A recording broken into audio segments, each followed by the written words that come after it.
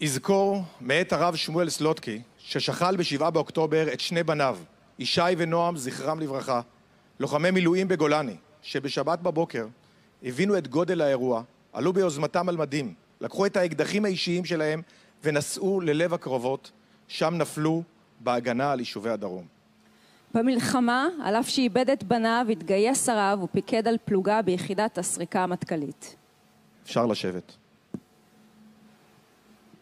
יזכור עם ישראל את הנשמות הטהורות של בניו ובנותיו, קורבנות טבח שמחת תורה תשפ"ד. נזכור את הנרצחות והנרצחים בבתיהם, בקיבוצים, במושבים ובערים, בחבל עוטף עזה, שנפרצו ונכבשו בידי אויב אכזר וחסר רחמים, את הרעים הנמלטים בשדה מפני המרצחים ומפלט עין. נזכור את אמיצי הלב וברי הלבב שנחלצו להגנת היישובים, את הלוחמות והלוחמים בכיתות הכוננות, את החיילות והחיילים במוצבי הגדר שלחמו בעוז, מעטים מול רבים ונפלו חלל.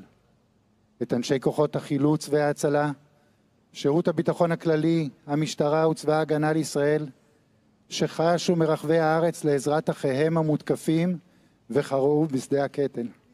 יזכור ישראל ויתברך בזרעו, ויהבל על זיו העלומים וחמדת הגבורה, וקדושת הרצון ומסירות הנפש אשר נספו במערכה הכבדה.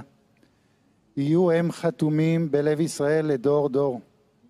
נאמץ על ליבנו את החיים שורדי התופת וניצולי מעשי הזוועה, את הפצועים בגוף ובנפש, את היתומות והיתומים, האלמנות והאלמנים וכל למודי השכול, את פליטי החרב, קהילות ישראל על אלפיהן שאולצו לגלות מבתיהם ואין איש יודע אם מתי יוכלו שוב, את החרדים לשלום יקיריהם, החטופים והנעדרים, את החטופים הכלואים בעזה והנעדרים שגורלם עוד לא נודע.